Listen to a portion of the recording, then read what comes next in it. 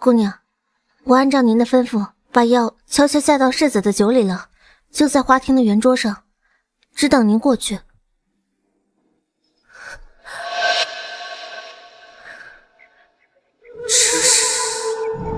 10年前，江夫人的生辰日，那年我在宴上给苏瞻下药，沦为全东京的小吏，生生气死了最疼爱我的江夫人，我也因此被关在老宅，永不见天日，直到我死。没想到，我竟然重生到了给苏瞻下药的这一天。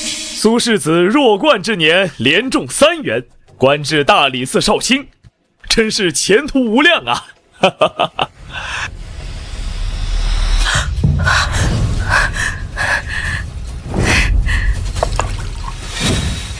薛宁，你这是干什么？薛宁，你这是干什么？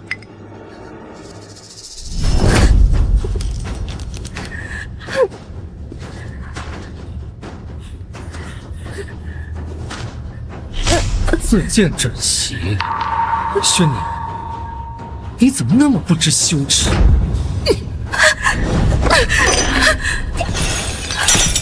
既然夫人不明事理，那就别怪大人心狠手辣。好歹夫妻10年，你竟然听信他人谗言，指使我身死。苏瞻，上一世你究竟是如何看待我？薛宁到底是侯府养出来的贵女，怎会在此间做出这等上不得台面的事？外界都说这薛宁对苏大人情根深重，此番举动是不是在故意引起他养兄的注意？宁宁，怎么了？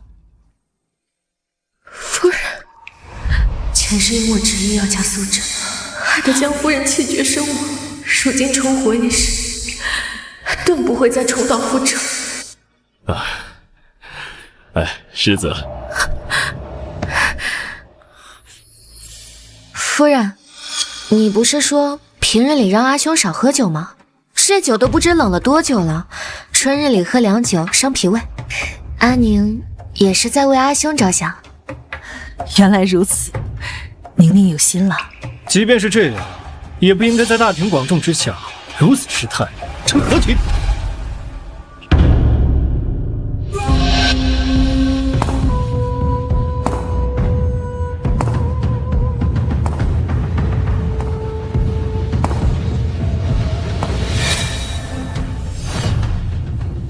阿瞻，你二妹妹也是关心则乱，何必如此苛责？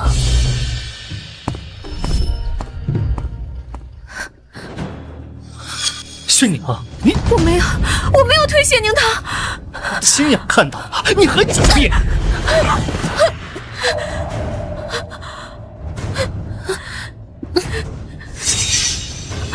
薛宁，我娶了你就是我毕生的污点，以后你若再伤害宁堂，我定让你好看。我没有。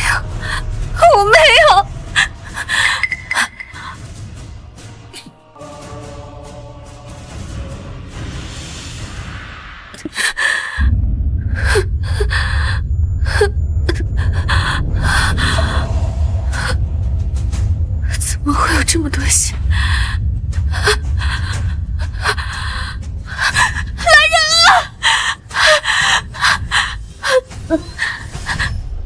前世若非谢宁堂无幸，我与苏瞻唯一的和爱，又怎会落得个胎死腹中的下场？苏大人，今日外面风景甚好，可愿和我同去啊？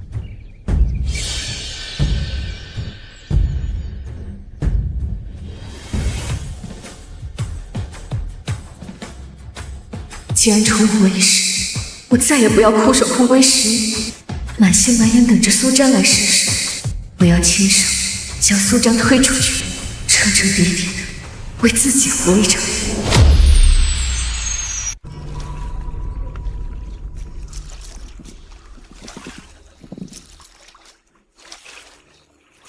薛宁，你这是在做什么？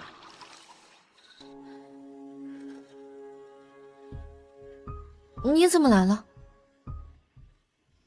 方才在席间，你打翻了我的酒杯，偷偷把酒壶藏起来，又来这里清洗，你是不是做了什么亏心事？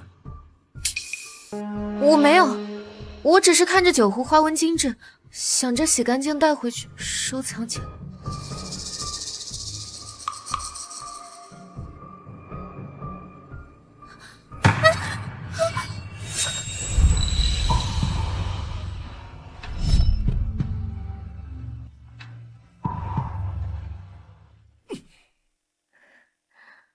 宣娘，你简直是不知羞耻！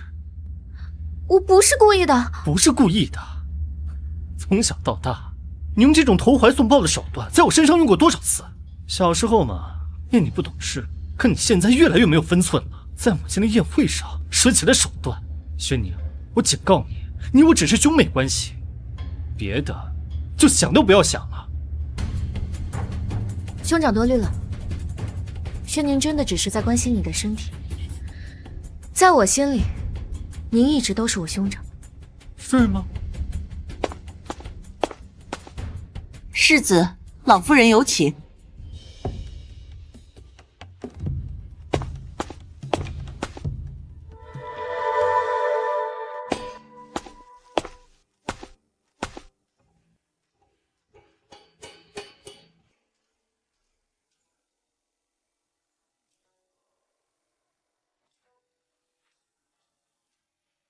什么风，把薛丫头也吹来了？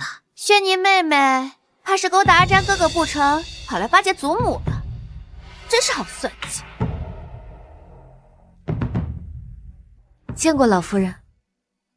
从前是阿宁不懂事，惹出了许多事端，给老夫人和江夫人添麻烦了。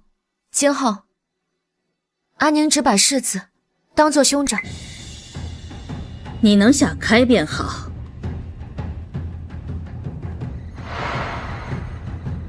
老夫人，侯府对阿宁恩情似海，今日当着众人的面，阿宁有一个不情之请，还望老夫人恩准。轩娘，我侯府容你是大恩，你若还想异想天开求着祖母让你嫁给阿詹哥哥，那你可就得寸进尺了。你有什么事，想好了再说。是江夫人养育阿宁至今，阿宁无以为报，还望老夫人允许阿宁认江夫人为母亲，成为世子哥哥的亲妹妹。轩娘，你那些巫术的伎俩我们已经见怪不怪了，如今还在这惺惺作态，难道是想欲擒故纵吗？星儿，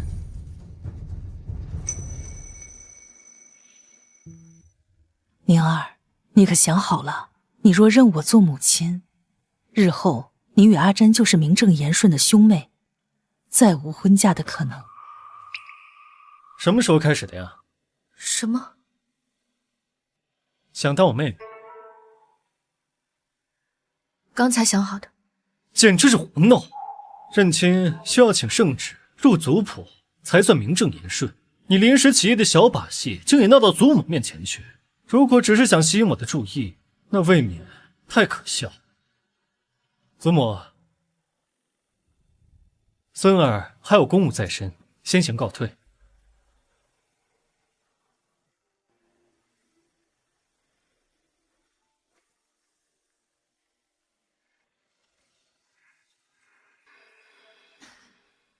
你这个丫头是怎么想的？真的要认我为母亲，和阿詹做亲兄妹？是。阿宁心意已决，夫人可否助我进宫面圣，求得圣旨？进宫面圣难如登天，若你执意要请旨认亲，2月2倒是个好时机。届时圣驾会出宫，前去镇国寺祈福。镇国寺？上一世我偷偷跟着苏真去镇国寺，结果激起国府世子藏忌，趁机潜入我的禅房，玷污我的名声，让我被众人彻底厌弃。这一次我定要让他付出代价。阿宁，你当真要和阿詹做亲兄妹？若是如此，你们以后就再也不能做夫妻了。是，在阿宁心中，一直都把世子当作兄长。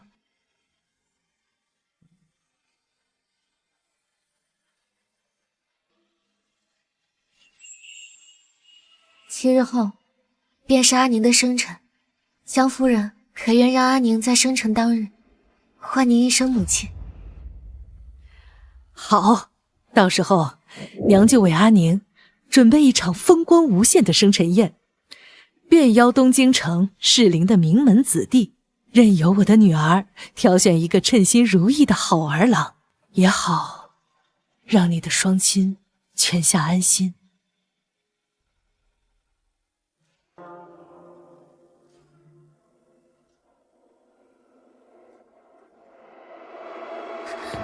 说真的，她一个寄人篱下的孤女，竟敢让侯府为她办生辰宴，还由她来选夫。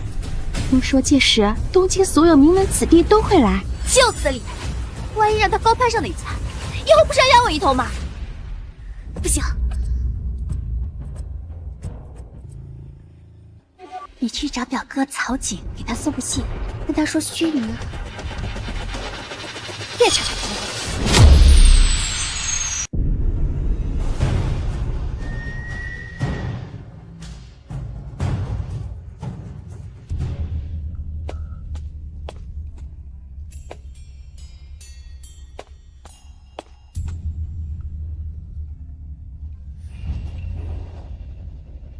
哎，那不是苏兄的童养妻吗？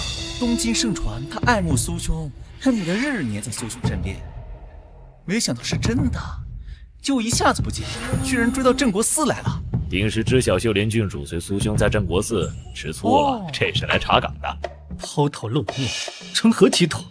去，把薛宁带回府去。盛驾在此，别让他丢人现眼。是。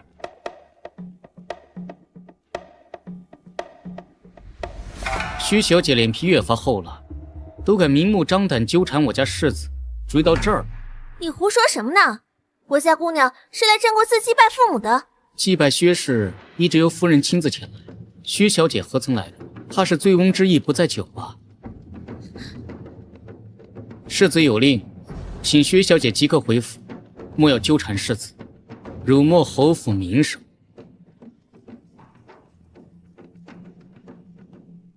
我得夫人允许，来镇国寺祭拜父母，需留宿3日，吃斋礼佛。莫非世子连我祭拜父母之事都要干预？你，世子好心劝你回府，你却不知好歹。姑娘，世子难得对你上心，不如就跟莫白回去吧，否则世子要讨厌你的。我听他的话，他就会喜欢我吗？从头到尾，他都瞧不上我。姑娘，你好像和以前不一样了。以前要是被世子讨厌，你要哭上3天3夜。从前是从前，如今我只把他当作兄长。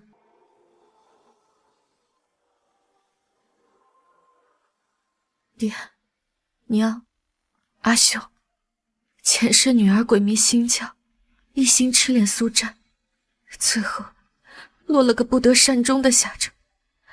重悔一次，女儿一定不会重蹈覆辙，请你们放心。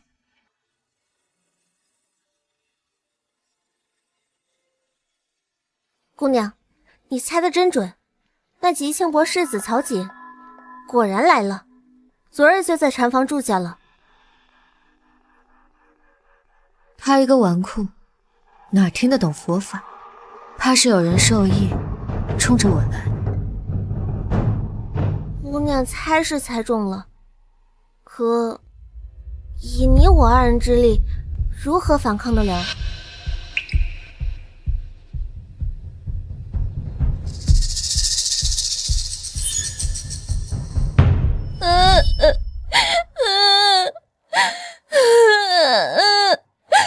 别哭了，妹妹，以后侯府就是你家。这是我的贴身玉佩，你拿着它，我的侍卫就会保护你。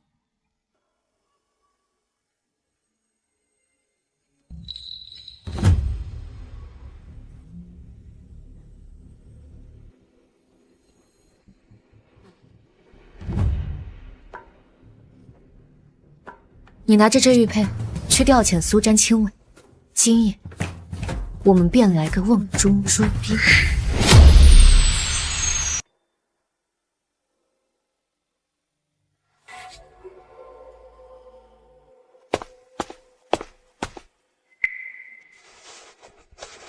轩宁回去了。回主子的话，薛小姐不仅没回去，还说要在这里过夜。什么？简直就是胡闹！真不知道他又耍什么把戏。能有什么把戏？不就是想跟主子在一起？他这种死皮赖脸手段也不是第一次。世子，刚刚薛小姐调走了你一部分亲人，不知道要去做什么。看吧，这薛小姐事多着呢。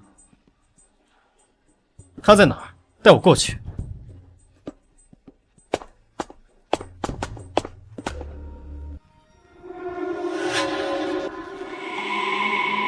里头睡着的到底是宣义侯府的姑娘，世子悄声些，别弄出什么动静来。要是不弄出动静，怎么让外人知晓？我俩睡了。你休要多言，我知道该怎么做，看好你的门。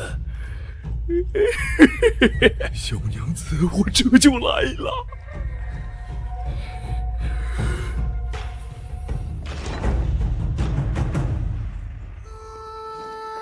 小美人儿，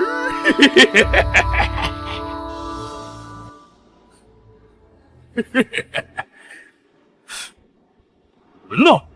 快来人啊！抓贼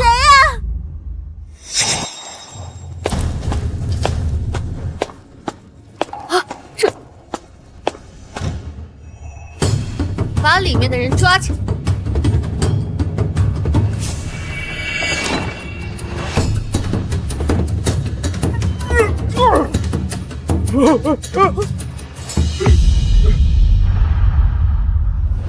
好嬷嬷，卖主求荣，你可知道是个什么下人？姑娘啊，姑娘，我错了，你就饶了老奴，老奴知道错了，我真的知错了。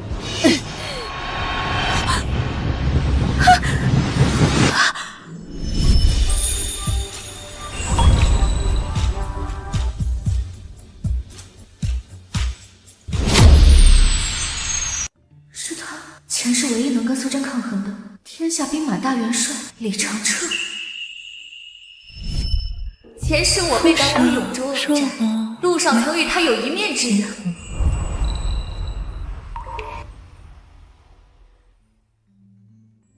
姑娘，看在下看傻了，在下的确长得英俊了些。我没有。小丫头，扶一下你家姑娘。先把人带下去吧。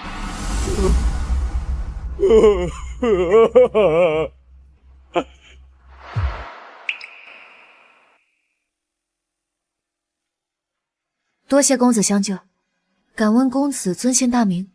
在下九品五散官，城门校尉李长彻。城门校尉，那不就是在宣阳里给人看大门的吗？看来是我打扰了二位的养性。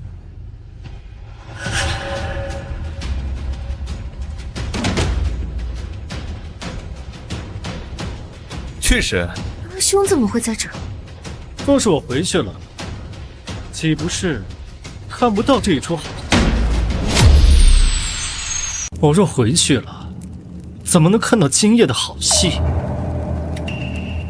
这是你家里人，如此凶神恶煞，不知道的还以为是来索命的。好好看你的大门，别管别人家的闲事。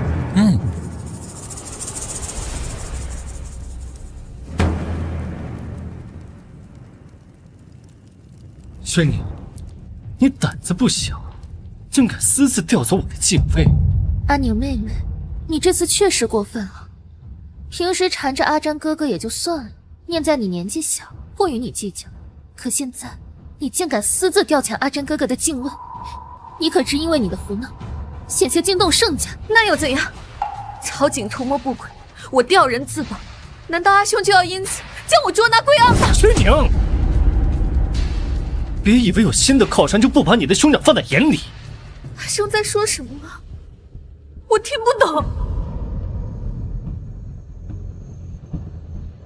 轩宁，难道让我说得更清楚一些吗？你勾引男人的手段还能再高明一些吗？如今也险些遭贼人玷污，阿兄却觉得我是在勾引别的男人，在找新的靠山。难道在阿兄眼里，我做什么都是算计吗？我不是那个意思。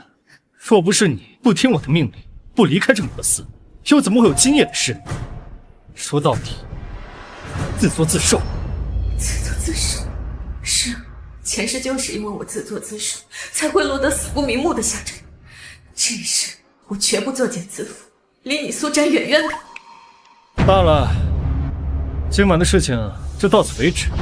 明日一早你就离开正国寺，不得有误。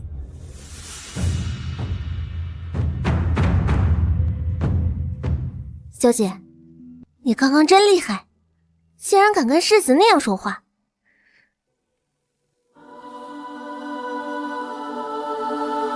马上3更天了，若要拿到认亲圣旨，我们现在就得求见皇上。当年宫变，害得我们母子生灵10余年。待朕将宇文旦在朝中的势力连根拔起，便将彻儿的太子身份昭告天下。启禀皇上、皇后娘娘，宣义侯府宣宁在门外求见。请他进来。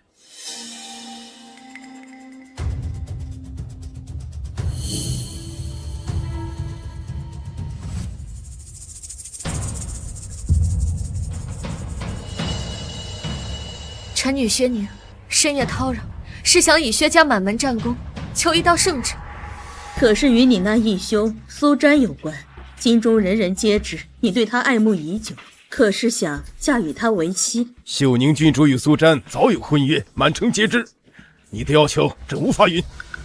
臣女并非是求赐婚圣旨，而是求一道认亲圣旨，还请皇上允许臣女认宣义侯府主母姜氏为母，名入族谱，昭告天下。你可想清楚了？圣旨一旦赐下，你们可就是名正言顺的兄妹了。日后哪怕后悔，却是连做妾的机会都没有。君无戏言。臣女不愿做妾，只想做心上人唯一的妻。薛家女儿是有些骨气的。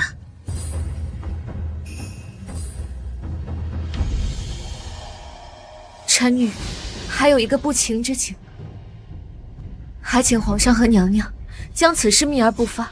3日后便是臣女的生辰宴，届时臣女要亲自将此事昭告众人。好，朕答应你。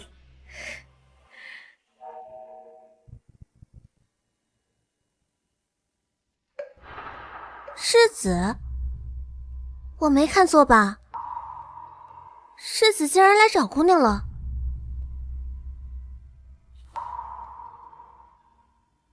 昨日之事，是我误会你了。这簪子就赠予你了。不过日后行事便不可任性。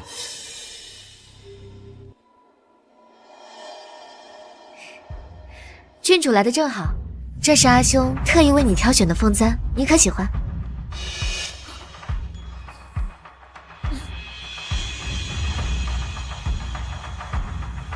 阿珍，这可是琉璃阁的凤簪，世上仅有一只，你待我可真好。给嫂嫂挑选的自然是最好的。我与郡主还未成亲，你现在就叫嫂嫂，未免太早了一些。3日后，阿宁的生辰宴，还请阿兄与嫂嫂一同前往。阿珍，等等我。苏瞻，你不是一直想甩掉我？3日后生辰宴，我定与你彻底划清界限。苏兄，昨日许你深夜求见皇上，以满门战功求了道圣旨，莫不是求皇上让你认他做平妻吧？你刚才说什么？听闻3天后就是薛姑娘的生辰，怕不是要借着生辰和圣旨向你逼婚吗？刚才他还一口一个嫂子，我还以为他想明白了，没想到还是那么不知羞耻。秀宁郡主出身高贵，她不过是一介孤女，怎么能与郡主平起平坐呢？苏兄，若要是你的养妹依旧对你痴心不改，日日纠缠，苏兄不妨纳她为妾，岂不享其人之福呀？绝不可能！我把薛宁只当做妹妹，除此之外没有任何想法。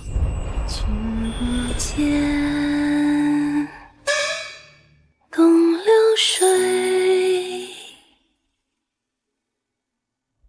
来时无踪迹。这是世子爷最喜欢小姐穿的颜色，既然是您的生辰，小姐打扮的好看一些，世子一定会重新喜欢你的。前世为了迎合苏瞻的喜好，我从未按照自己的心意打扮过一次，不施粉黛，素衣前去，只换了葬身火海。这些衣裳太素了，我不要。宁儿，你可是打定了主意，要在生辰宴这一天认我做母亲。要知道，圣旨一旦宣读，就没有反悔的余地了。夫人，您就让我听从我自己的心意，做一回自己的主吧。好。宝婵，去拿些鲜艳点的衣裳来。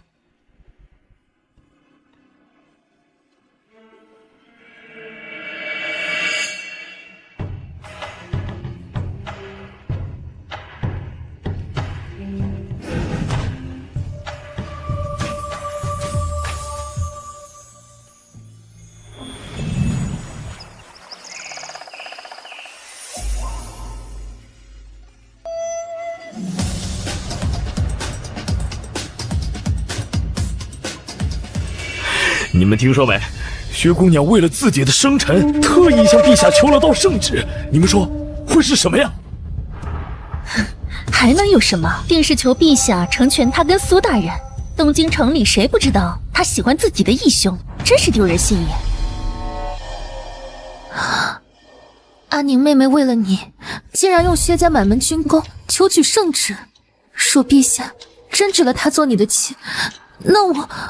他与你云泥之别，如何相比？你放心，我只会娶你做妻。薛姑娘到。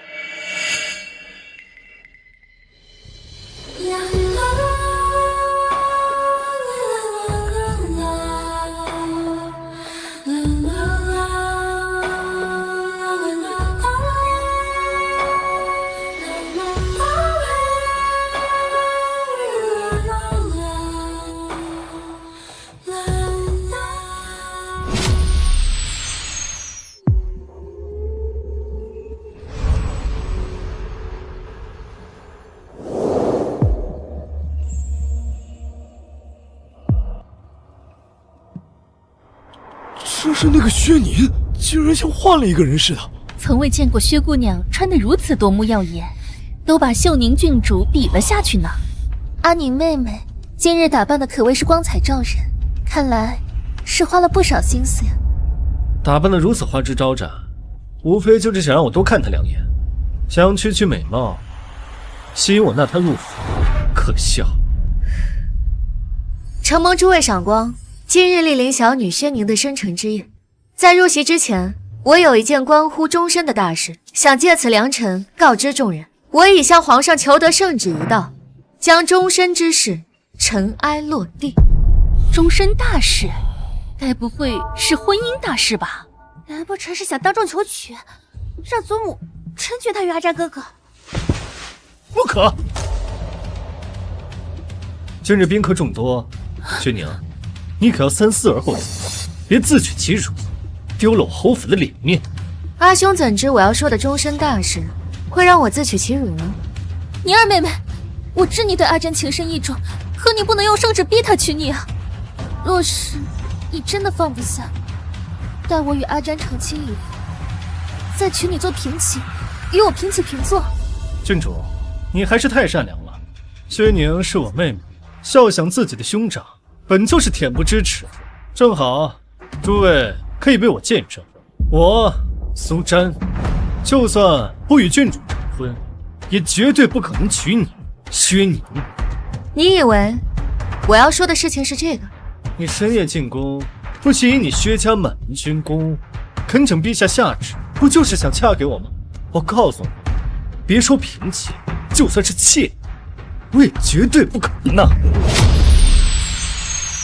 就算是妾，我都不会纳你。这薛宁真是下作，竟然用圣旨强逼兄长娶自己。宣义侯府真是养了个白眼狼啊！江夫人对他视如己出，他却觊觎江夫人的儿子。祖母，你看，我就说他是冲着阿詹哥哥来的吧，真是没皮没脸的，也不看看自己什么身份，不过就是个寄人篱下的孤女，也敢笑想侯府世子妃的位置。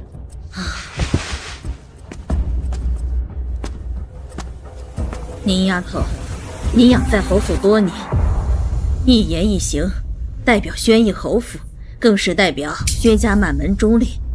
难道你要为了一己私情，让两家都沦为东京笑柄吗？阿宁，若是你父母知晓你要入侯府的事情，我想阿爹阿娘在天之灵也会欣慰的。大家快看看啊！薛宁为了逼婚，穿得花枝招展的，不知道的还以为他要把这生辰宴当做喜糖呢。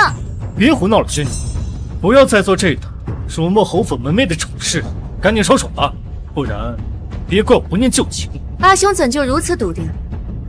这道圣旨是赐婚圣旨。你的心思我还不懂吗？不要给我装模作样。阿詹，这圣旨一下，阿宁和我们就是真正的一家人了，你怎能如此说他？一家人，薛宁，别以为你拉拢母亲，有母亲宠你，就可以如你的愿了。你，江夫人，我知道你宠爱薛宁妹妹，可是再宠爱，也不能让她这样肆意妄为，误了侯府名声啊！侯府还有待出阁的妹妹呢。嫂嫂说的是，养兄与养妹如何能成为一对？更何况阿詹哥哥还有婚约在身呢。我什么时候说过？这圣旨是要我嫁给苏瞻了？你别胡闹了！我说了，就算你拿圣旨压我，我也不可能同意。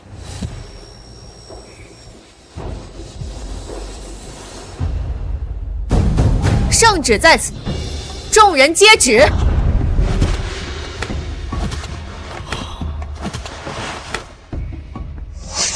阿兄，你拒不跪拜，是不把皇上放在眼里吗？逆子，还不跪下！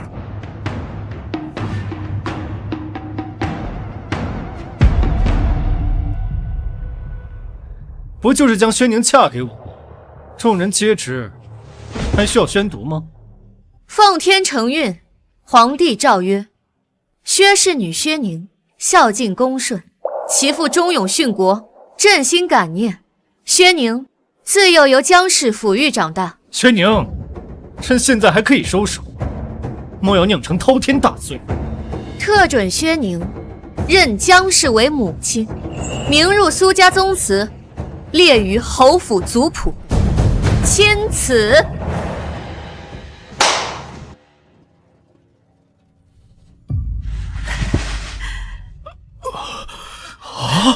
这是用几分舍得来交换另一半值得，以为放手是回忆最好的选择。从今日起，你便是我的亲哥哥。从今日起，你便是我的亲哥哥。什么亲哥哥？什么入宗祠？你又在耍什么花招？假传圣旨可是诛九族的大罪。假传圣旨？薛娘，我侯府待你视如己出，你却用假圣旨这种粗俗的手段恩将仇报，你安什么心啊？薛丫头，这到底是怎么回事？你说清楚。不是赐婚圣旨吗？怎么成了认亲的？我并没有假传圣旨，这就是道认亲圣旨。我今日所做一切，都只是为了名正言顺的成为母亲的女儿，仅此而已。不可能！你究竟在耍什么花招？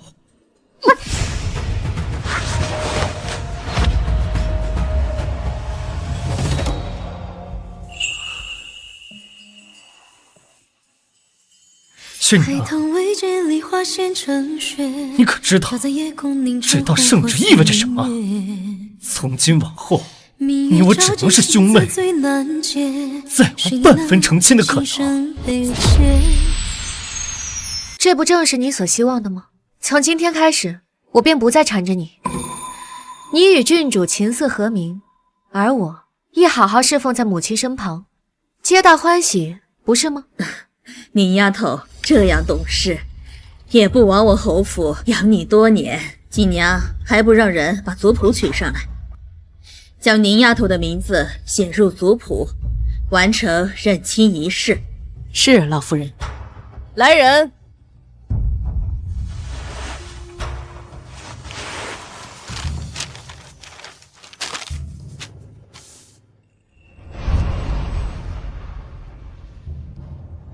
阿宁妹妹能放下过往的执念，以后与阿詹兄妹相称，我们便是真正的一家人了。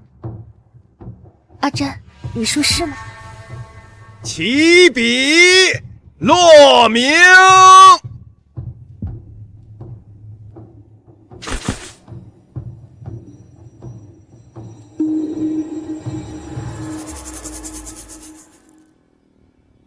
且慢，且慢。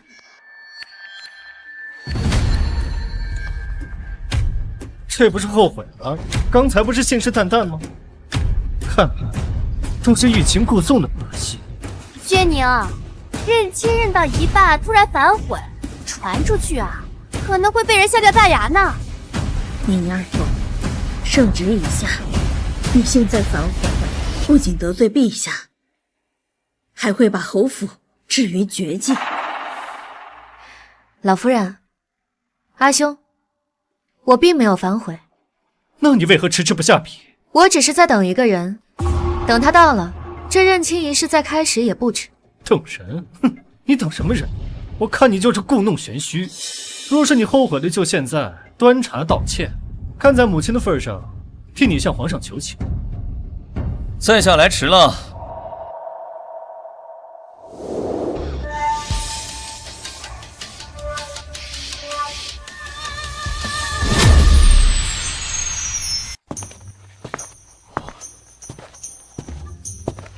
薛姑娘，生辰快乐！你的生辰礼。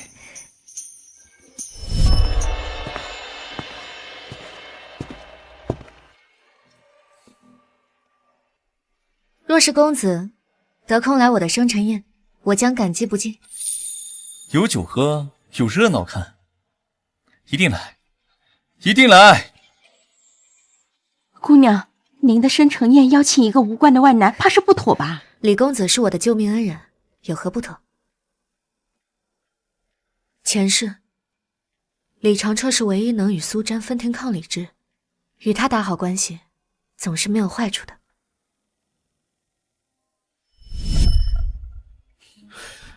这是谁啊？看着这么粗俗。是啊，这种身份的人怎么能进得了侯府的生辰宴？是他，那个救了薛宁的男人。我侯府的门槛何时变得这般宽松了？无名小卒也敢入内？我是薛小姐的救命恩人，别说进得了侯府，就算往那儿坐，也当得起。李校尉是我的救命恩人，今日他能前来，我倍感荣幸。看来他还是在故意气我。若真心想认我做兄长，为何要找这种来路不明的男人？不过就是想引我吃醋罢了。起笔落名。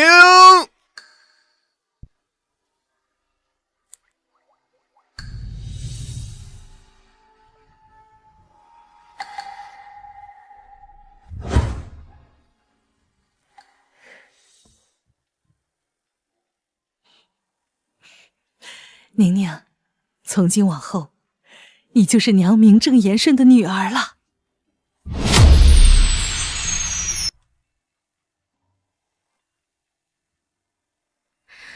母亲在上，请收女儿一拜。从今天起，我便好好侍奉在母亲身旁，替您养老送终。哎，我的好女儿，快起来！恭喜江夫人喜得一女。以后薛小姐就是世子的亲妹妹了，日后婚事还得让您多照看照看。这薛小姐的认亲礼，世子身为兄长，中途离开，恐怕会被人说兄妹不和啊。刑部公务不得有误。什么公务差着一时半刻的？薛姑娘既认江夫人为母，按规矩也该向你这位兄长斟茶问候。等喊完这声兄长，你再走一步时。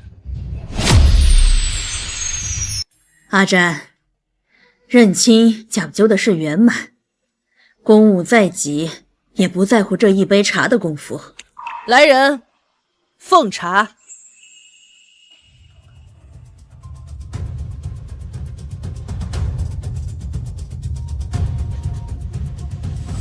兄长，请用茶。轩，这是你自己的选择，日后莫要后悔。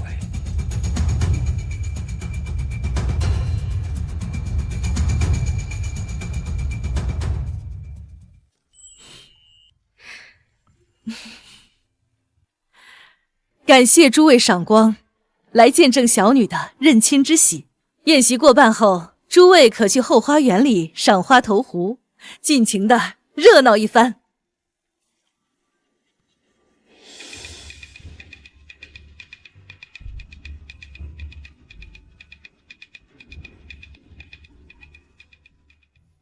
江夫人对阿宁妹妹真是上心，今日来了这么多东京城的贵公子，正好让阿宁妹妹好好挑选，定能找到如意郎君。挑选？我看她根本就不会挑选。之前费尽心思嫁给阿扎哥哥不成，如今故意任其留在侯府，她就是想找个借口不嫁人，好永远缠着阿扎哥哥。真是打了一手好算盘。原来他打的是这个主意。不会吧？阿宁妹妹既已认江夫人为母，与阿詹以兄妹相称，想必是已经放下了。嫂嫂，你真是太善良了。她想要什么东西啊？我门儿清。你要是不信啊，我们现在就去后花园看一看，有阿詹哥哥在，他还会不会与其他人一组？阿詹，你不是还有公务在身？眼下认亲已经结束，不如先回去处理公务。无碍，耽误不了一会儿功夫。我倒要看看他葫芦里卖的什么药。这投壶啊，应2两为5，不如我们各自组队吧。今日是薛姑娘的生辰，理应让薛姑娘先挑选队友啊。诸位先挑吧，我随意就好。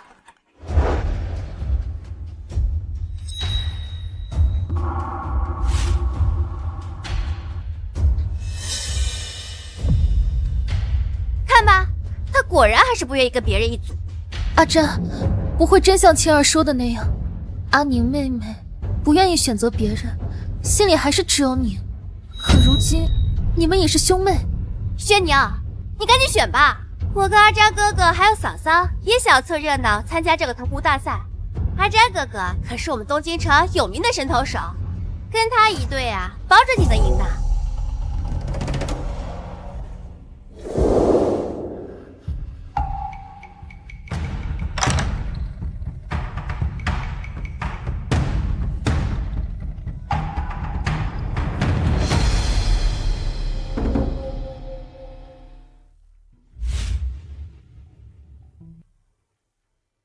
李校尉，可否愿意与我组队投壶？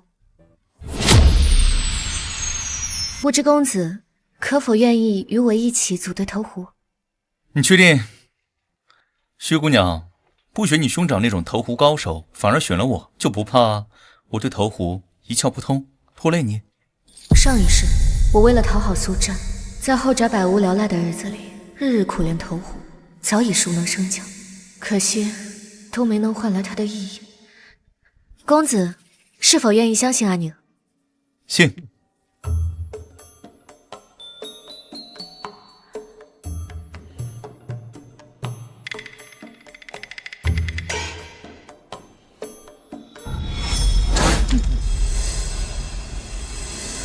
了，全中了，全中了，全中了！跟一个连投壶都不会的人组队，你是想直接放弃吗？你是想直接放弃？投壶原本只是个游戏罢了，本就是图个乐子，又不是什么生死较量，何必要争个高低输赢？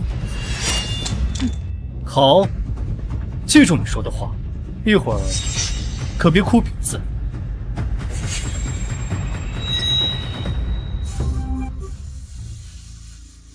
小姐，世子他好像生气了，要不要去解释一下？跟不相干的人有什么可解释的？李公子，我们开始吧。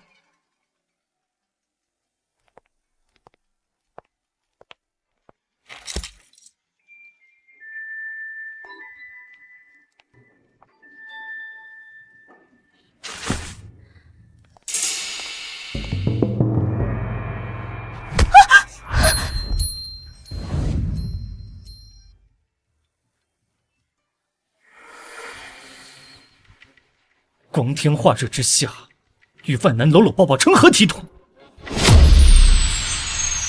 阿詹，你别生气，阿宁妹妹也许是不小心的，这样的事儿她也不是第一次做了。别以为与外男拉扯不清就可以吸引我的注意，可笑！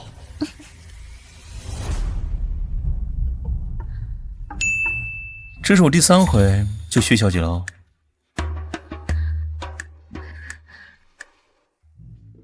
多谢公子出手相助。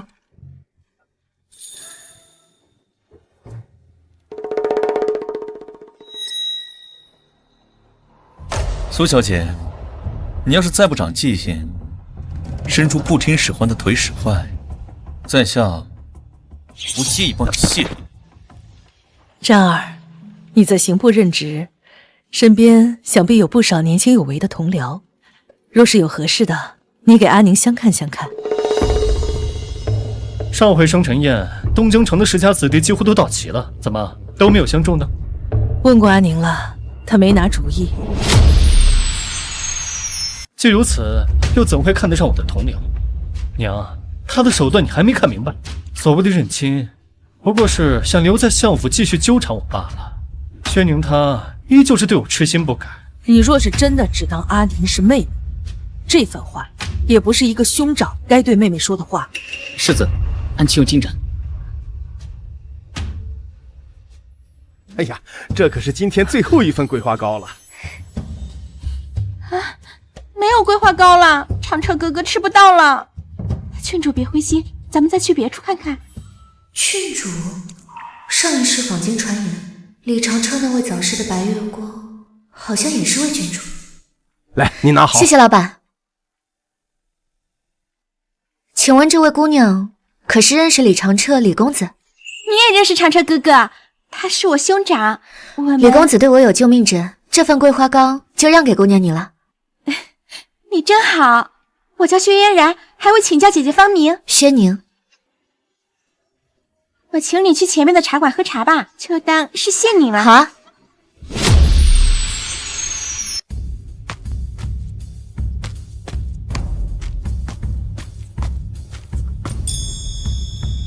苏兄，这不是你那养妹吗？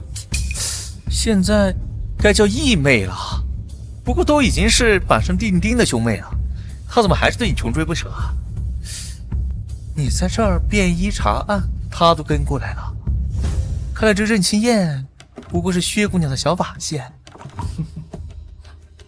之前一口一个兄长，叫的比谁都生疏，如今我走到哪跟到哪。这种装作巧遇的手段，真是拙劣。哈哈哈哈！啊，糟糟，怎么是这家茶馆？上一世苏瞻就是在这里遭遇刺杀，虽无性命之忧，却也身受重伤。看来此地不宜久。郡主，外头有花灯，咱们去瞧瞧。好呀。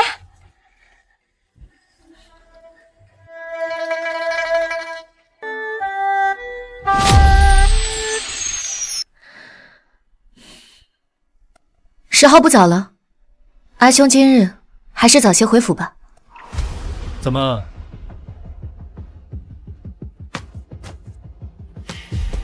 你的小心思被我说中了，想落荒而逃啊？着你。你若想缠着我，直说便是，不用兜兜转转搞这些莫名其妙的名堂。苏大人，你说什么？宁姐姐是我拉来的。苏战，拿命来！大胆！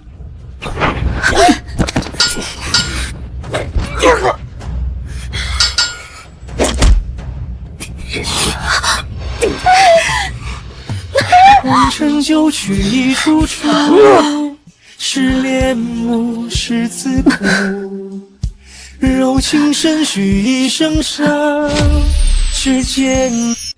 叫大夫，快叫大夫！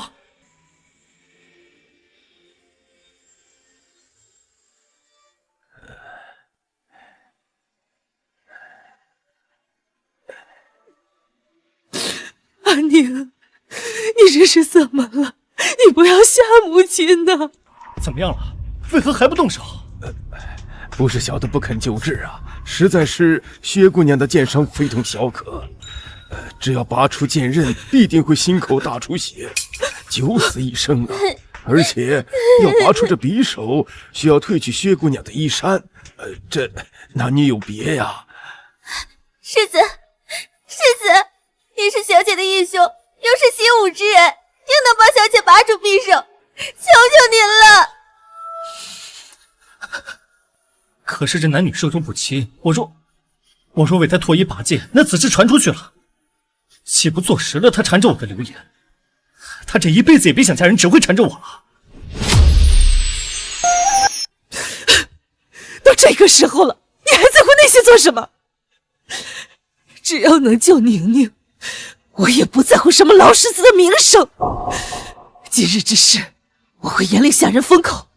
张儿，你快动手啊！世子，求你救救小姐吧，求求您了！你快动手啊！罢了，等仙宁堂恰起来后，封她做个侧妃吧。慢着！是你？这是薛宁的闺房，你怎么来了？我若不来，难道让薛宁嫁给你这个烂人做妾？我来替他拔刀，去准备止血的药材与工具。好，老夫这就准备。阿珍，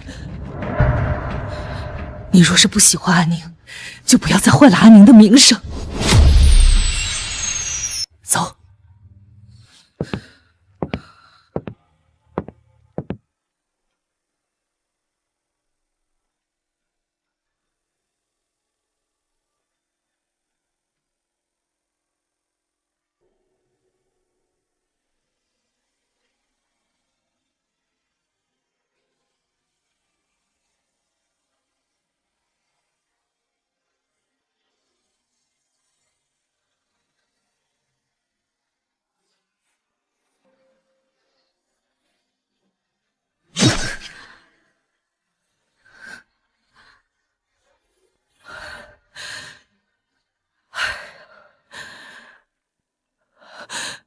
菩萨保佑，阿宁一定要平安无事啊！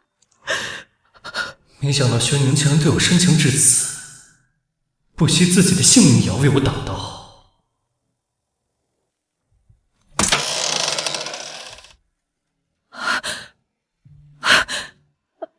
阿宁怎么样了？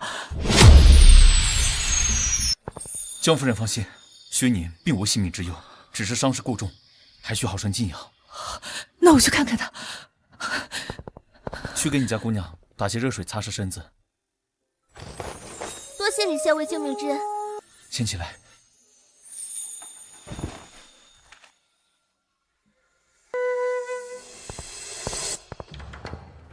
苏世子可真是恪守亲哥哥的本分，甚至不惜将自己妹妹的性命置之度外。我警告你，今日之事，不准向外透露半个字，更不准以此为借口来纠缠薛宁。我若是不同意，偏纠缠薛宁，你又如何？薛宁尚未出阁，又舍身替我等，更不可能嫁给你。你这般对她，让她如何自处？你又怎知薛宁不愿意嫁给我？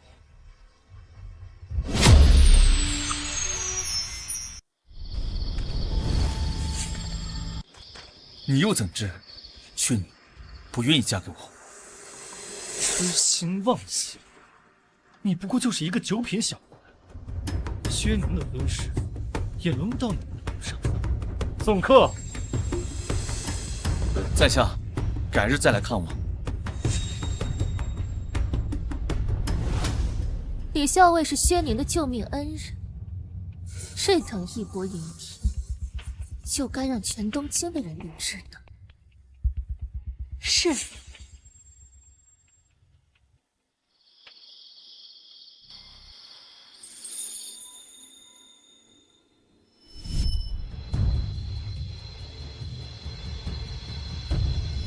你又怎知薛宁不愿意嫁给我？若薛宁嫁给李长彻这等莽夫，以后日子定难过。与其让她跳入火海，倒不如……莫白，备马车，我要进宫面见圣上。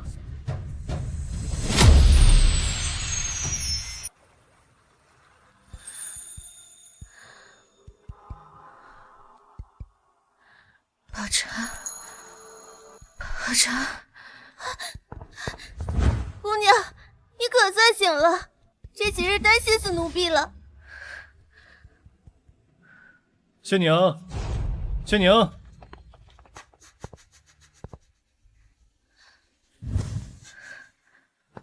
阿兄怎么突然过来了？你替我挡刀，与我有救命之恩，我自然不会不管你。现在全东京城都知道你为了救我而名节受损，不过你放心，我会纳你为妾，对你负责。什么挡刀？那都是误会。阿兄，你刚才说要纳我为妾？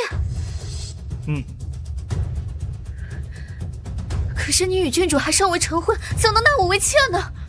昨夜我进宫请了圣旨，陛下允许让我纳你为妾。郡主为妻，你为妾并不冲突。郡主为妻，你为妾并不冲突。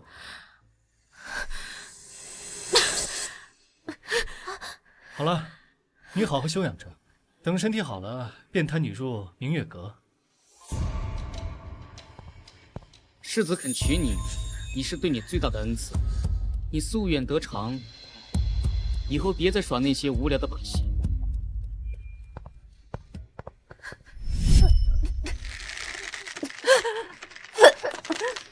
你很狡辩，薛宁，我娶了你就是我毕生的污点。以后你若再伤害宁堂，我定让你好看。他将我的真心践踏了一辈子，最后薄情寡义，将我烧成了一把灰烬。如今纳我做妾，也不过是怜悯与施舍。难道要我重蹈前世的覆辙？不，我绝不！我不嫁，我死也不会嫁给他。小姐，你别激动，小心牵动伤口。世子也是为了您的名节着想，您胸口中刀是李校尉帮您脱衣疗伤的。李长彻，是李校尉帮你脱衣疗伤的。李长彻，是。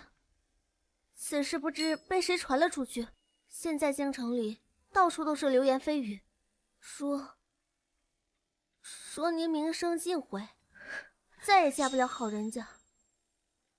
世子他娶你，应该也是想保全您。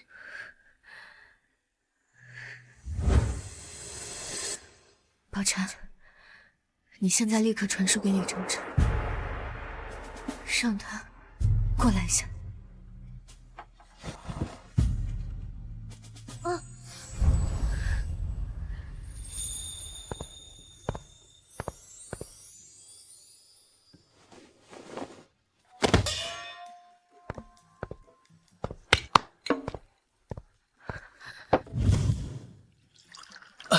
李校尉为何不从正门入内？你弟兄长下了令，不让我进侯府半步，否则我也不愿意做这翻窗小人。哎，快坐快坐。你这伤势如何？好多了。李孝伟，我受伤那天可是你亲手为我脱衣疗伤。是，那日情况紧急，为了救你，迫不得已。你不会要秋后算账吧？哦，没有，我不是那种恩将仇报之人。只是此事传得沸沸扬扬，说到底是我连累了你。李孝伟，可否愿意娶我？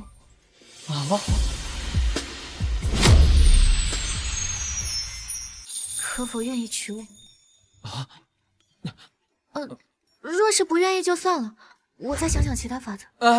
别，我也没说不同意啊。其实我也不想瞒你，我之所以贸然提出，是因为你想摆脱苏珊。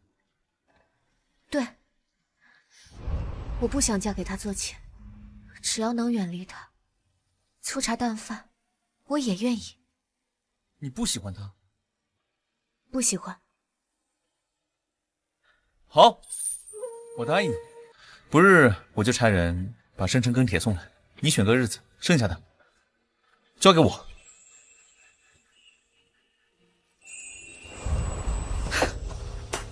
阿詹，你糊涂啊！不可郡主的大婚将至，怎可拿阿宁为妾？母亲请放心，迎娶宁堂当天，让薛宁一顶小轿从后门进来便可。如此草草了事，阿宁也肯？薛宁被外男碰了身体，早已不清白，能嫁入宣仪侯府做妾，是她的造化。再说了，她从小在侯府长大，吃穿用度皆由侯府供给，听我的安排自然是没错的。就劳烦母亲转告祖母，就此安排吧。我不同意！你凭什么这样对待我的阿宁？她可是你入了族谱的亲妹妹。圣旨已下，木已成舟，你还是早些为薛宁准备嫁妆。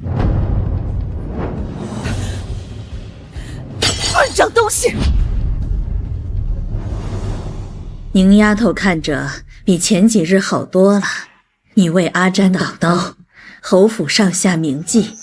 以后七云阁要什么，你只管跟我提。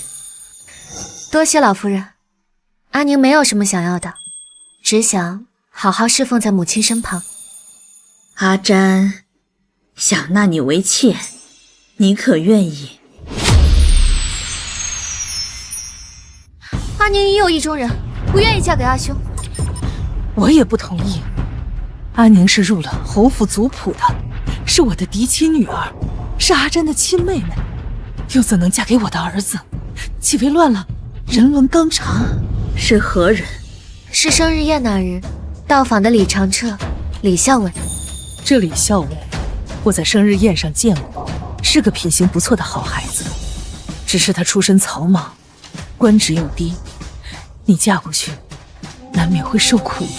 娘，李孝伟多次救阿宁于危难之中，且同我说终身不纳妾，阿宁愿意嫁给他为妻。你们两情相悦，再好不过。只是阿詹那边，阿宁恳请，先不要把此事告诉阿兄，待到成亲那日，用一顶小轿将阿宁嫁出府便可。这也太委屈你了，成亲本是大事，又怎能如此草率？若是嫁给阿兄，不也是一顶小轿吗？上一世别墅花轿，就连个像样的媳妇都没有，顶着一块被人用过的旧盖头，就这么草草地嫁给了苏哲。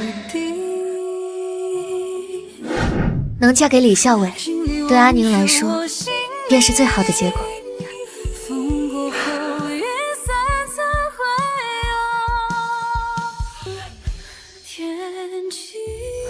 好，也好，阿詹并非你的良配，母亲知道，母亲会为你安排好一切的。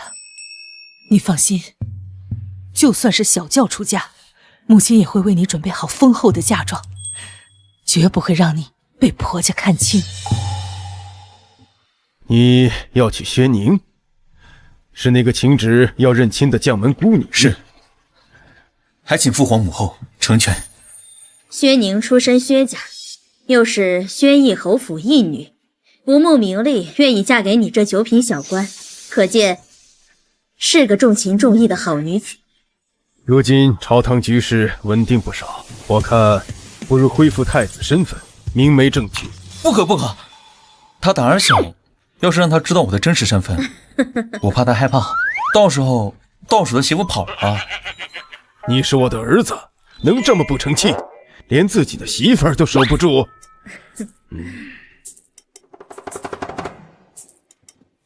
追了2辈子，今天是进度最快的时候。我如今横插一脚，不知会不会影响李潇与他心上人。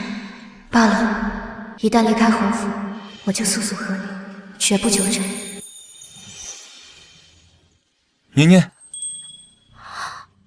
李孝伟，你怎么来了？明日便大婚了，还还我李孝伟？阿彻，这是我母亲给我的，现在送给你。不行，这太贵重了，我不能收。这宝玉啊，就应该配美人，否则就是个没用的石疙瘩。放心，我已经安排好了，明日定会八抬大轿隆重迎娶，绝不让你被谢宁堂比下去。薛宁，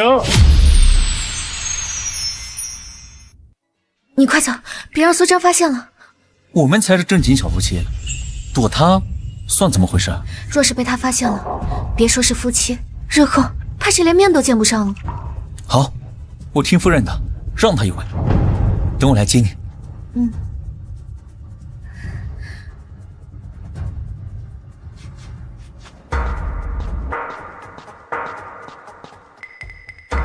怎么了？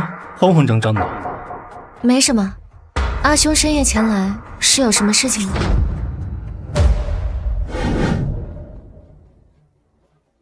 这是城南一间绸缎铺，我赠予你的，算作你的嫁妆。你有什么可不高兴的？这可是东京的黄金地垄，算便宜你。莫白，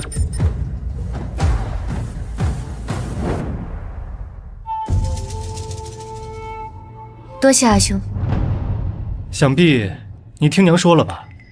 明日我会在前厅迎娶你一趟，届时我会派人让人用小轿从后门接你入明月阁。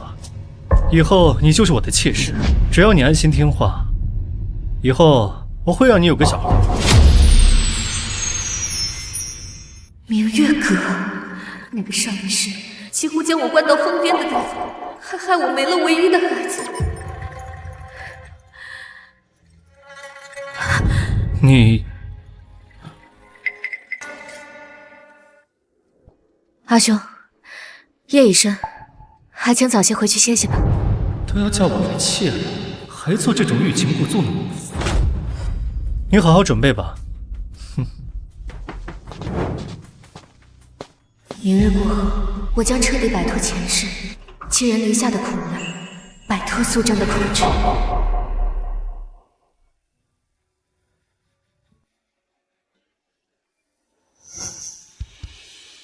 小姐，您穿这身嫁衣真好看，可这婚礼也太寒酸了吧！您本该风风光光出嫁的，如今却要这样偷偷摸摸。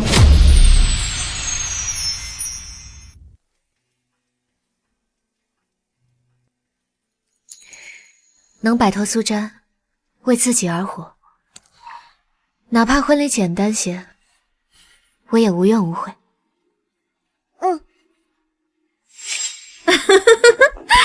时辰到了，姑娘，咱们呀该起轿了。好。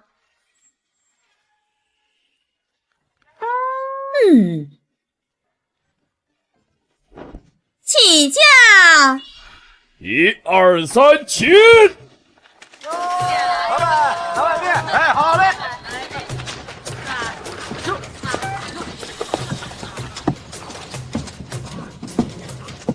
等等，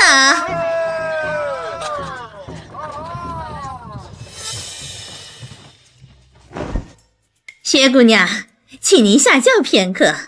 成亲路上最不吉利的就是新娘子下轿，有何事情非要我家小姐下轿子？这呀是李校尉的意思，让您一步呢。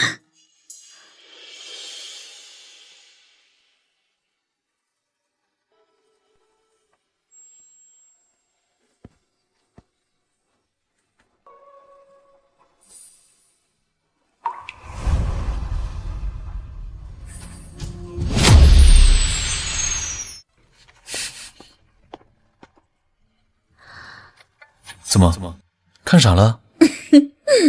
这是怎么回事啊？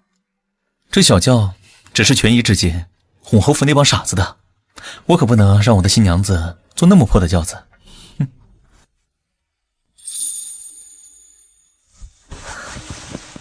哼，走，回家。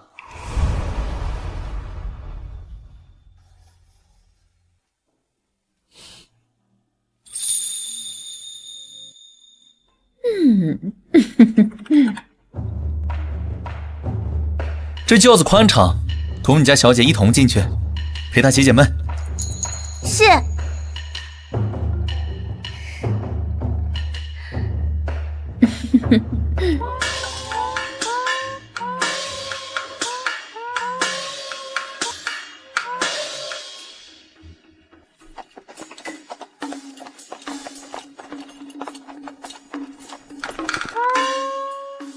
李长彻，你今日也成婚？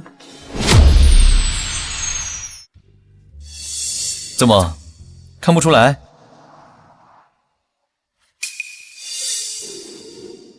哼，看来我之前还真是误会你了。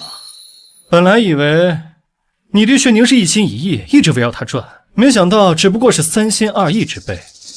是，我哪比得上苏大人？苏大人对郡主是从一而终，从不喜欢别人。我着急娶媳妇儿回家，还请大人让让路。起轿。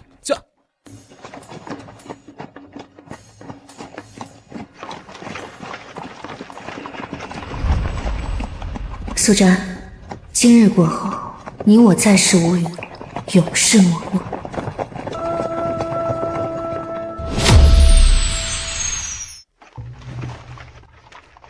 世子，你干什么呢？你说薛宁若是知道这个李长彻已经娶了他人，会怎么想？薛宁目光浅薄，就算是要挑选夫婿，也选不出比世子您更好的。等会儿将宁堂送回府去，薛宁应该也就被送到明月阁了。到时候还要好好调教调教，让他知道这人心险恶，离了我，他什么也不是。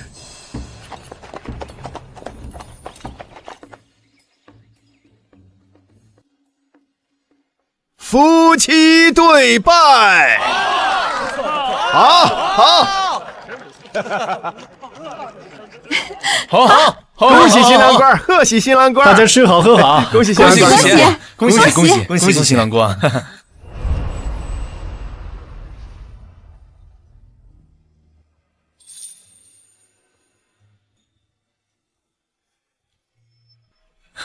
恭喜恭喜！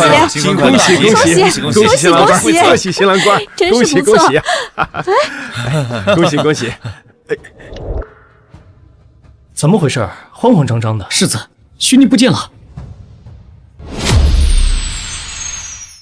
不见了？你派人找吗？明月阁、西方阁都找了，没有人。西云阁更是人去楼空。哎，怎么回事？新郎官怎么走？是啊，新郎官去哪儿了？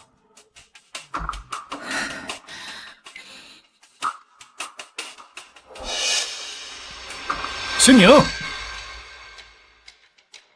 阿詹，你不必找了，阿宁已经出嫁了。出嫁？她嫁给谁？我怎么不知道？我已经求了圣旨，她只能做我的妾。圣旨是死的，人是活的。阿宁不愿做妾，她已经嫁给了李长彻，今日也是她的大喜之日。不可能，她只能嫁给我。站住！今日是你和郡主的大喜之日。你身为宣义侯府的世子，当着满府宾客的面，抛下自己的新婚妻子去找别的女人，成何体统？母亲，这李长彻就是一个九品小官，宣宁嫁给他，能有什么前途？他定是气我，让他做小妾，不甘心故意气我，才下嫁他人。我作为他的兄长，绝不能眼睁睁看着他羊入虎口。我觉得宣宁肯定放不下阿詹哥哥，他一介孤女，除了我们宣义侯府，还能依靠谁？李长彻不过就是个军艺看大门的货色，能给他带来什么？他一定会后悔的。不许去！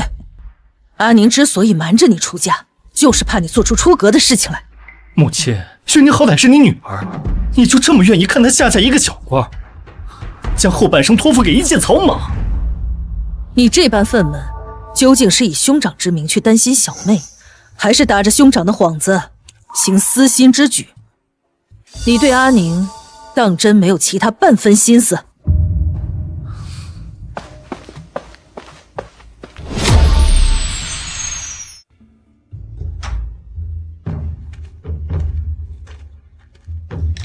请新郎用喜秤挑起喜帕。迟到了，出去。不是，李校尉，这礼还没走完呢。出去。从没见过如此猴急的新郎官。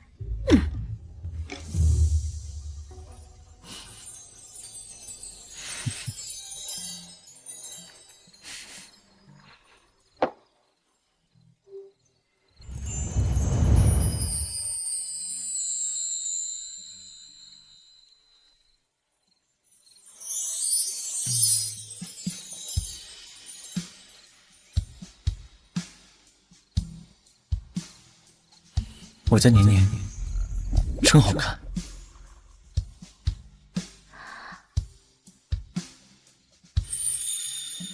哪有你这样的？这里还没成，就先把喜婆赶出去。这些繁文缛节太麻烦了，我不喜欢。你饿吗？还好。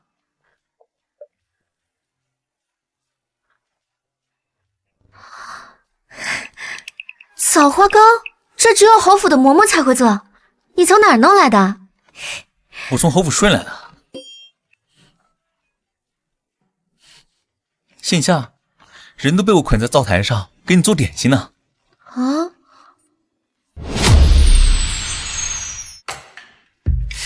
傻丫头，我说什么你都信啊？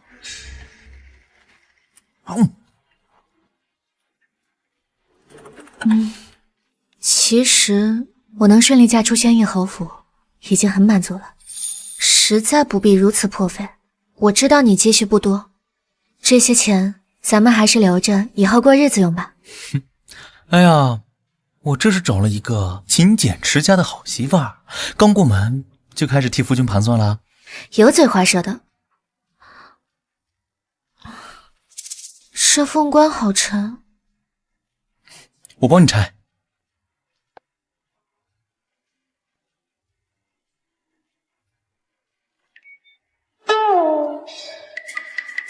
这凤冠也太繁琐了，你怎么戴上去的？是喜婆给我戴的。按理来说，也是喜婆来拆。那喜婆应该还没走远，我重新去请。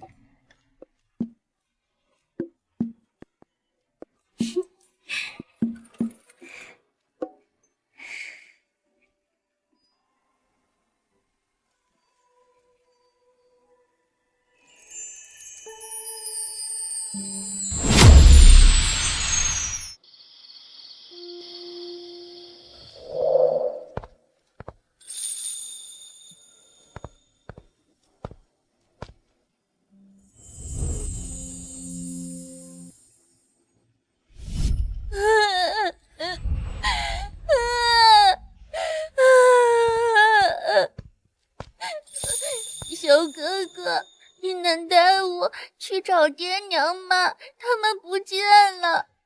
找不回来了。以后你就跟我回东宫，我就是你的家人。关山落尽大光这一场，谢姑娘于3日前嫁给了苏瞻，殿下，您来迟疑。谁共我云白日风霜，情此山怀一抹天光。少年时，应该是我的妻子，是不吗？让你归你父母，这一世，不管什么礼节大义，我偏要又争又抢，与你恩爱久长。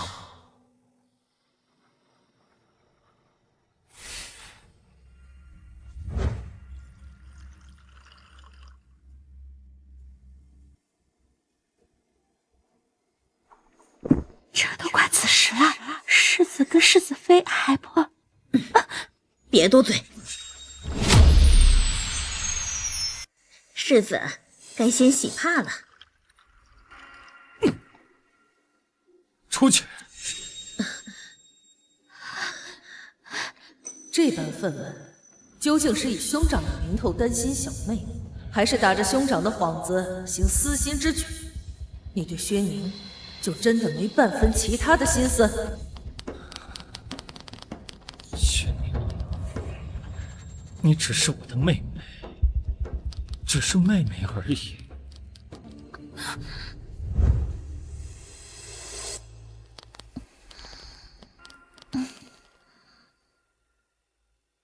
夫君，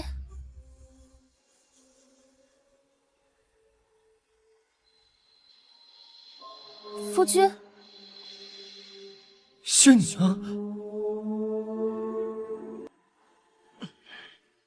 你还敢回来？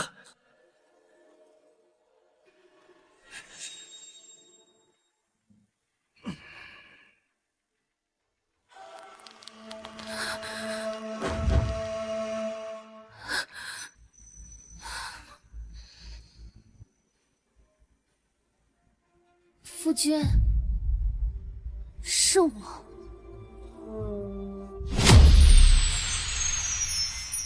夫君，是我。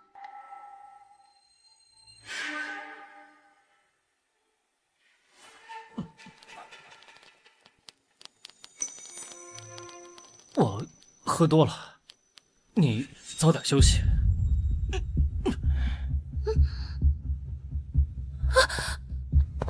夫君，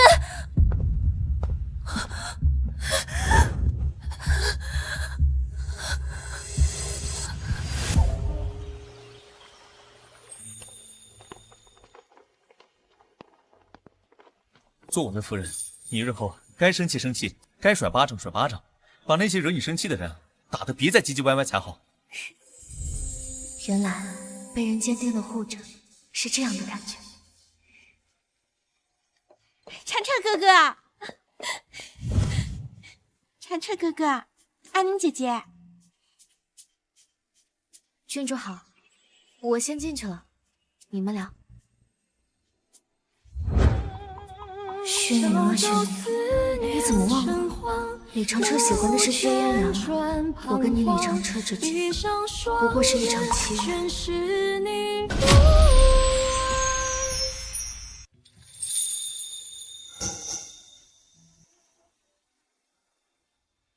찬찬哥哥，你是不是很喜欢安宁姐姐啊？是啊。那你喜欢嫣然吗？我喜欢你，就像亲哥哥喜欢亲妹妹一样，你永远是我的妹妹。我知道了，我喜欢你，也喜欢安宁姐姐。찬찬哥哥，你一定要幸福。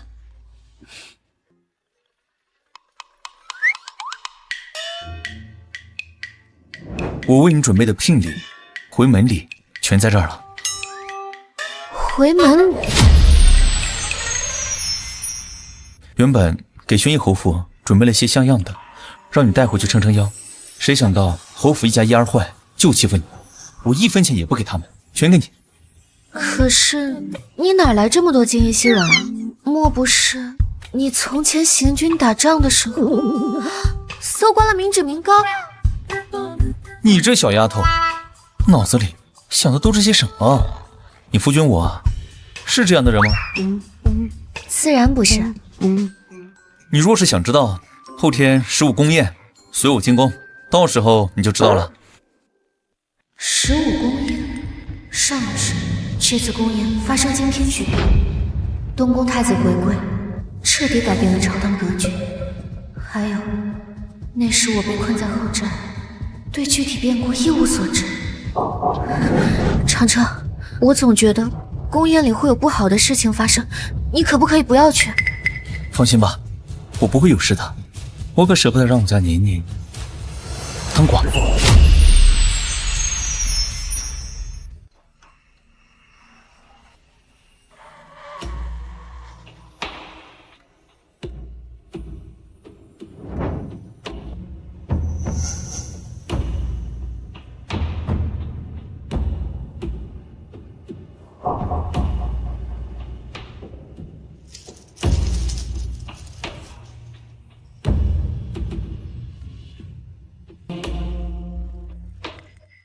梳妆台空了，书架也空了，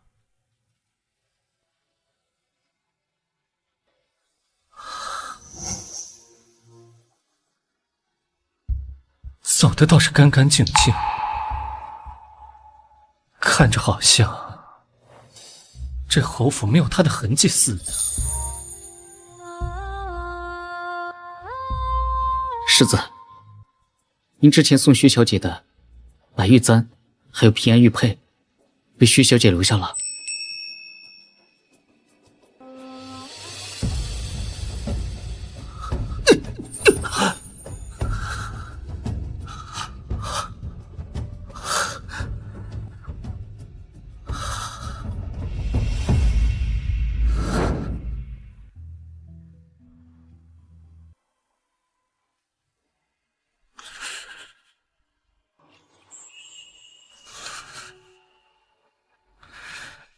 我本来以为，就算你嫁人了，也会把东西留下，念着我侯府的情，念着我。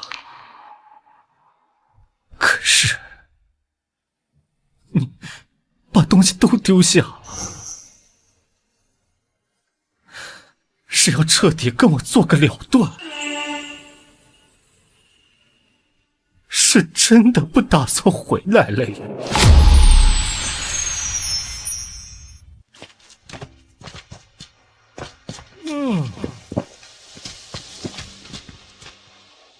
夫君回来了。今天累了一天，喝点茶暖暖身子吧。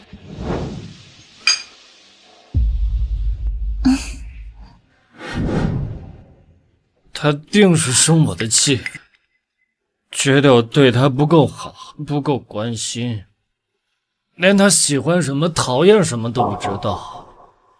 不过没关系，她之所以要嫁给李长彻那小子，不就是不想当妾？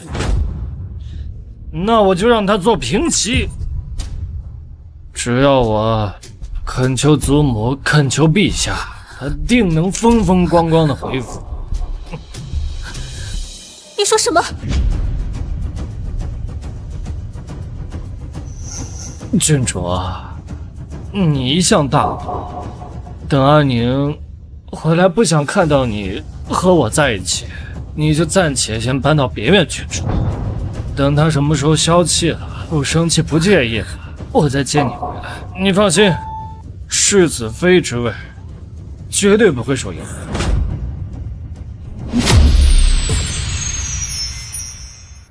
轩辕，既然你要回来抢我的位置，就休怪我心狠手辣了。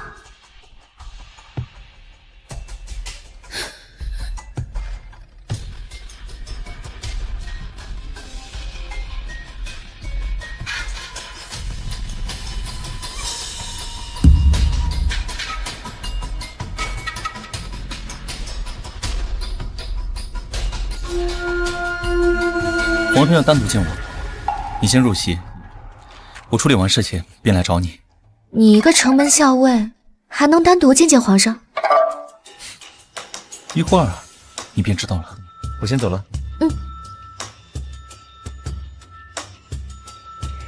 咱们走吧。阿宁，之前的确是为兄做的不大妥当，让你匆匆下嫁他人。以后我会好好待你。等下宫宴开始，你坐我旁边。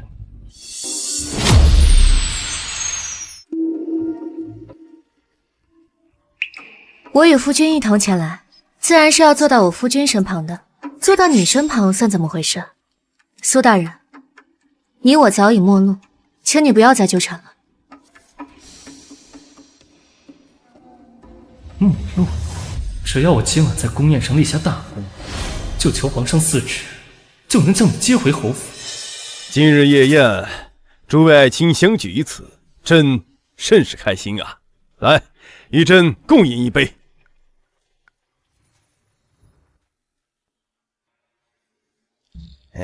今日夜宴，皇后娘娘何故缺席呀？皇后得了风寒，就住在未央宫休息。皇后娘娘如此孱弱，如何能辅佐皇上治理后宫啊？皇上不如另择他人吧。宇文旦，你放肆！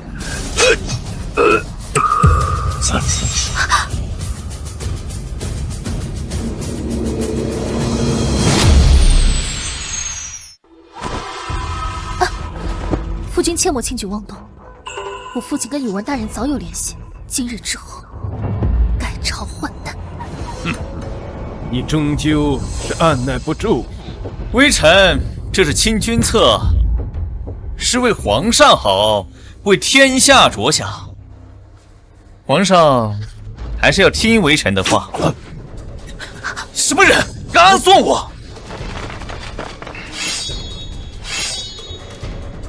九品五散关城门校尉李长彻前来护驾。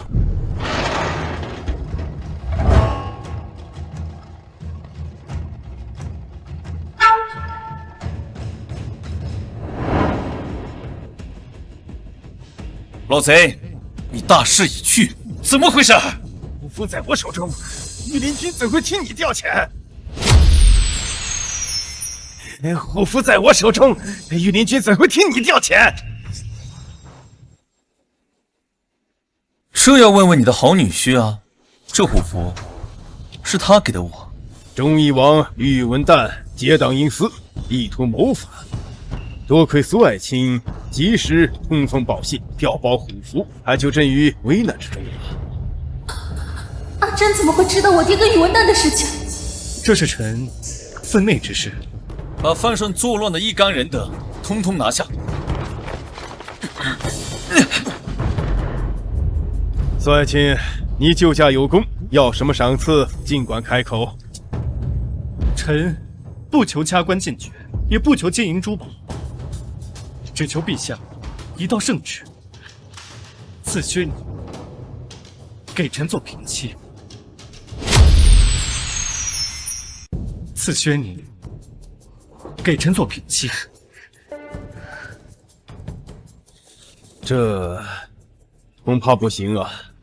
苏湛，你是不是脑子被门夹了？还想让阿宁做你的平妻？你怎么不求皇上赐你当阿宁的小妾？我做大，你做小，咱仨把日子过好。你说什么？你是不是巴不得我这么说？我呸！想得美，鬼迷心窍的贱人！陛下，你也看到了，李长彻如此粗俗不堪，绝非良配。就算臣不能迎娶薛宁，臣也恳请陛下赐李长彻、薛宁和离。这也不行。为何不行？朕早已看中薛宁。陛下，你阿彻，你说是不是啊？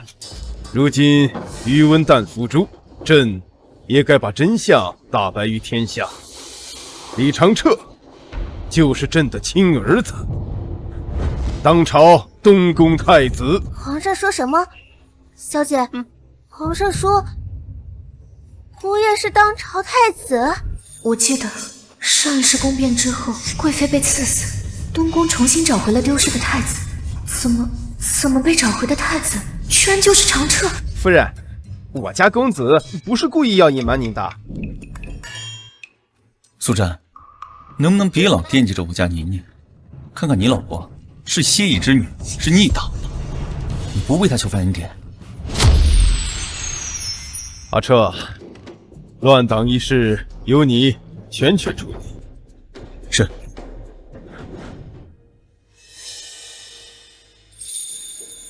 宁宁，这位秀宁郡主曾给你使了不少绊子，还得交由你处置。谢宁堂还不快求求宁宁，让他保你这条狗命。宁堂，快向玄宁请罪认错。苏珊，你娶了我，把我当成一个摆设，现在为了让我苟且偷生，就让我向他摇尾乞怜吗？别说这些气话了，你现在只能这么做才能保全自身。好，我认罪。轩宁，你去死吧！宁宁，小心！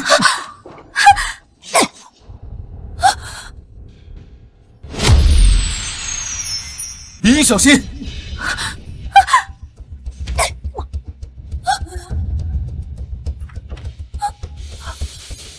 当然。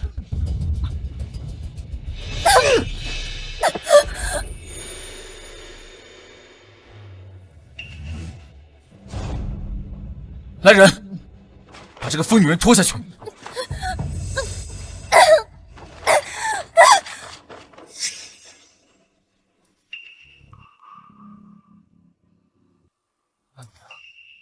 我错了，我知道错了，别走，不要走。东宫无太子诏令，闲杂人等不得入内。劳烦通明太子妃，宣义侯府莫白，有急事求见。劳烦通明太子妃，宣义侯府莫白，有急事求见。宣义侯府，太子早有明令，宣义侯府一干人等不许打扰太子妃。此事事关我家世子的性命，太子妃必须得见呐！太子妃，您就看在我儿的情分上，见我家世子一面吧。太子妃，我求你啊，太子妃！宝钗，宝钗，快通报你家姑娘，世子命悬一线，快去看她一眼吧。命悬一线就去找大夫，我家姑娘又不会看，去了有什么用？可我家世子是为了救太子妃才受的伤。慕白，今时不同往日了，我家姑娘早就不是能被世子随便呼喝的人了。况且，我家姑娘没少为苏大人受伤，苏大人也没见多关心啊。姑娘忙着呢，别在这儿杵着了。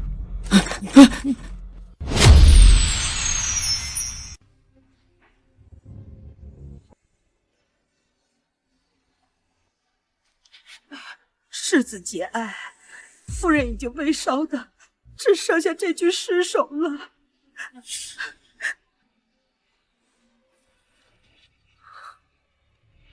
是我没有推谢宁堂。我亲眼看着你还狡辩！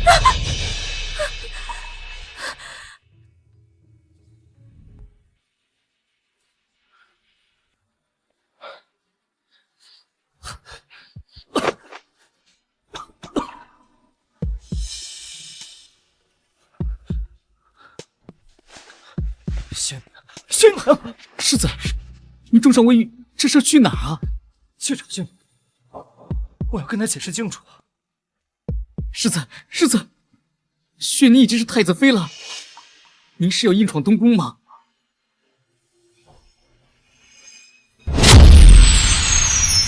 太子妃是，她是太子妃，我是她兄长，我们也是天壤之别。世子，世子，如今逆党平定，皇上正式封了长彻为太子，是不是也到了我跟他履行合离契约的时候？宁宁，看我给你带了什么好东西。这红梅开得最艳，我植了几只，给你做插瓶，这几只能香上好几天呢。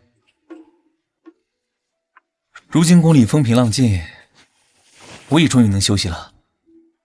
那，你打算什么时候和离？和离？你怎么突然提这个？是因为我隐瞒你身份，你生气了？我不是故意瞒你的，是宇文老贼一直盯着我，我的身份要是暴露，第一个遭殃的就是我，然后就是你。我向你发誓，这是我最后一次瞒你，以后我的事都与你说，绝不藏着掖着，好不好？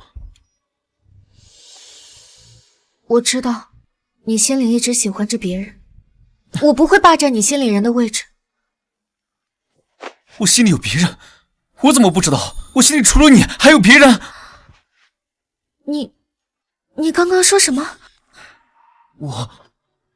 你是我心里唯一的人，而且我都殷勤了那么久，你还觉得我心里有他人？你不是应该喜欢嫣然君主的吗？你们青梅竹马，又门当户对，她平日对你又是那样。嫣然只是个爱哭爱闹的小丫头，我只是把她当妹妹。你难不成是在吃她的醋？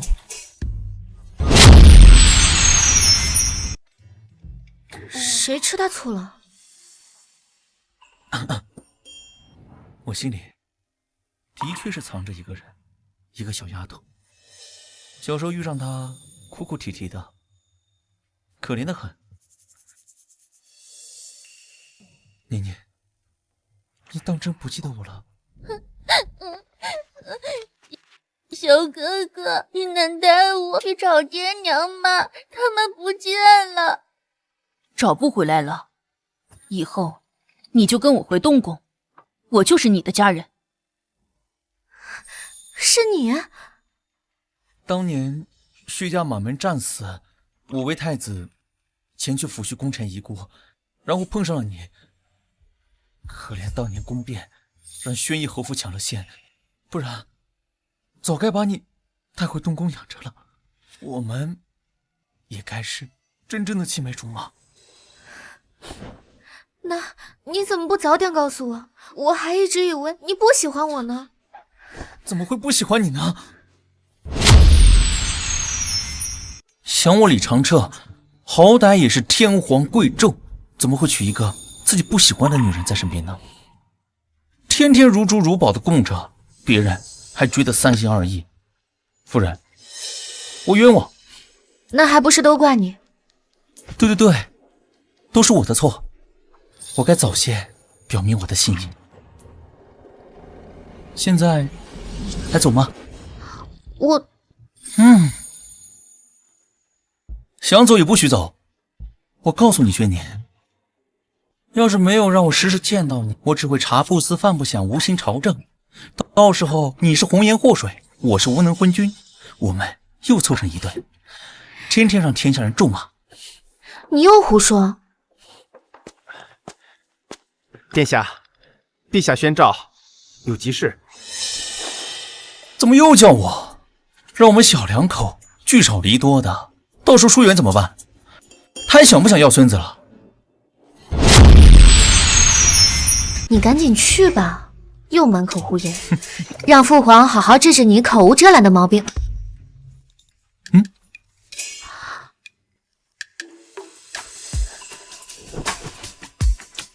去吧，在这等我。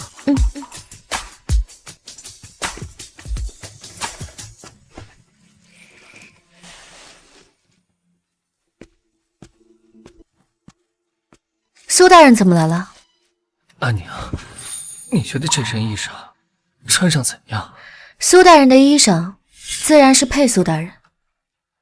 阿宁，你忘了这件衣服是你亲手做的，你为了做这件衣服熬了3天2夜才绣好它，手指都扎破了。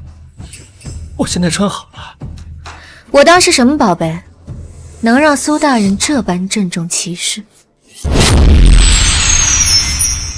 曾经你妻如婢女，如今却又穿着它来到我面前，莫非苏大人今日穿上它，是想来跟我旧情复燃？哦不，旧情复燃，你得有旧情才对。而你，从没喜欢过我，不是吗？哎呀，不是的，我当初不应该那样对你。那个李长彻，他早晚会当皇帝的，后宫佳丽3000是常态。他就算坚持喜欢你，他明日他不可能对你始终如一的。安宁，你跟着他，只会独守空房，他不可能对你一心一意，他只会对你。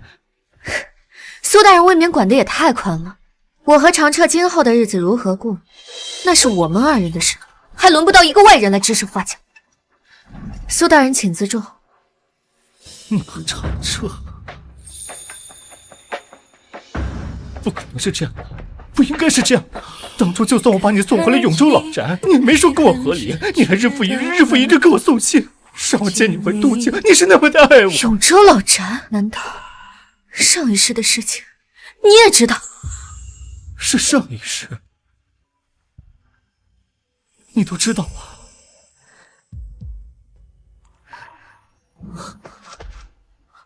我只记得你将我丢在老宅，粗鲁致死。苏真苏大人断案如神，也曾位极人臣，不知为何非要屈居在这永州这个小地方，即便圣上有意提拔，也不肯离去。世子，该喝药了。